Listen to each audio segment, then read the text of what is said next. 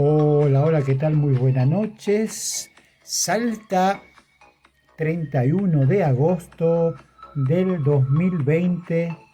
Ya empezamos a sentir y a respirar el clima del milagro salteño, del milagro argentino, en la presencia del Señor y la Virgen del Milagro.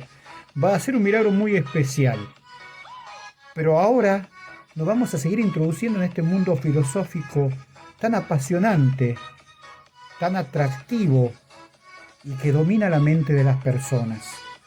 Me decían los chicos si había alguna forma de demostrar en este humilde y sencillo canal que Dios existe. Y se me vino a la cabeza un pensador del siglo XIII como es Tomás de Aquino. Y bueno, vamos a tratar de mostrar una de las 5 vías y a posterior vamos a seguir hablando de otras vías. Esta primera vía quiere plantear la vía del movimiento, de que por el movimiento podemos llegar al conocimiento de Dios. Pero retrocedamos un poquito para entender. Aquino nos presentaba de que alcanzar la existencia de Dios se podría hacer a través del conocimiento natural, es decir, haciendo uso adecuado de la lógica y por supuesto de la razón, dejando de lado todo tipo de revelación o toda fe o todo fideísmo. Es fácil demostrar la existencia de Dios a alguien que cree, pero aquel que no cree, aquel que es ateo, ahí tenemos un serio problema. Por eso creo que el vértice del pensamiento tomista es exclusivamente la suma teológica. Y esta suma teológica tiene 5 vías, 5 momentos, donde hay una argumentación estrechamente vinculada a la existencia de Dios, sobre todo que se plantea en la cuestión segunda que está escrita en latín de la suma teológica, ¿sí?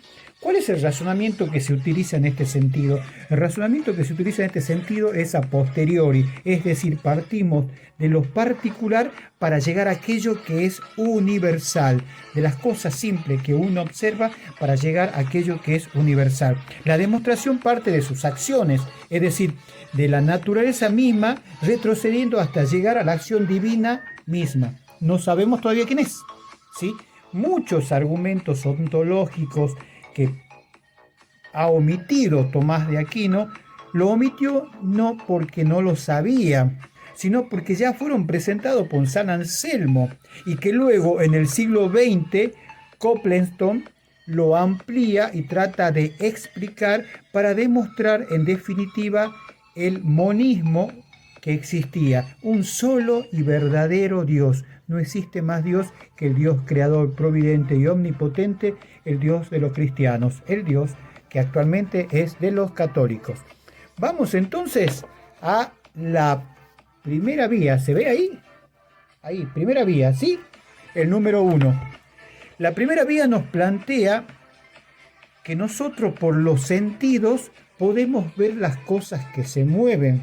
Las cosas se mueven. Las cosas, por ejemplo, este mantelito se mueve. Y si hay movimiento, el movimiento es local, cualitativo y cuantitativo. Ahora bien, todo lo que se mueve, por supuesto, es movido por otro. ¿No es cierto? Bien, pero ¿qué es el movimiento? El movimiento es el paso de la potencia hacia el acto. Lo que se mueve tiene que estar en potencia respecto a aquello hacia lo que se mueve. No se mueve a sí mismo. Es decir, nadie se mueve a sí mismo, sino es otro el que mueve. Ahora bien, este proceso no puede ir hasta el infinito. Tenemos que llegar a un momento donde haya un primer motor inmóvil que mueva sin ser movido, porque si no, seguiríamos en una cadena infinita de movimiento. No habría un motor inmóvil que mueva sin ser movido, puesto que los motores intermedios no mueven sino por ser movidos por otros. O sea, el motor intermedio es movido porque hay otro que lo mueve.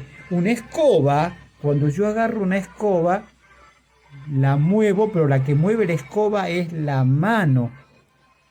Por lo tanto, y siguiendo la ruta y el camino que tomó Aristóteles del primer motor, todo se mueve en relación a otro. Y como no podemos ir al infinito, vamos a llegar a un primer motor inmóvil que mueve sin ser movido, y a esto le llaman Dios. Un ejemplo que me llama mucho la atención y que me lo explicó un curita ya hace muchos años cuando estaba en Roma. Cuando uno ve esta es una imagen por ahí hasta burda para explicarla, pero a veces se entiende. Cuando uno va a Roma y ve la Piedad, donde está Cristo sujetado en los brazos de María, una belleza, esa imagen hecha con granito, si no me equivoco, no recuerdo bien, capaz que puedo estar equivocado, pero me parece que era con granito. Es impresionante que esa estatua o esa figura está viva y está quieta allí, y todo alrededor de ellos se mueve, todo alrededor de esta imagen se mueve, de esta escultura se mueve, y dábamos vueltas y observábamos esta belleza, pero ella seguía en el mismo lugar. De la misma manera, este motor inmóvil es eso, ¿sí? Es el primero, el que está desde un comienzo. La estatua o bien esta obra de arte, esta escultura, está en el mismo lugar mientras todos se mueven alrededor de ello. Lo que por ahí se conoce también como éxito rédito. Todo lo que sale de Dios vuelve a Dios. En definitiva, todos nosotros nos movemos con una finalidad teleológica hacia el encuentro de la trascendencia.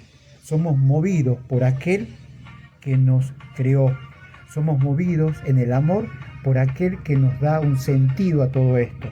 Les invito a que crean que ese motor inmóvil al que le llaman Dios sea nuestro motor de amor, nuestro motor de encuentro y de compromiso con el otro. Les mando un saludo cordial, el profesor Gabriel Cristofani. Soy profesor de filosofía, y para mis amigos, para los chicos de los colegios, suscríbanse, acompáñenme. Es un desafío muy grande. Esto es a pulmón, solamente con un celular y con unos auriculares. ¿Me acompañan? Suscríbete, dale like a la campanita y acompáñame. Les mando un fuerte abrazo. Chao, chao.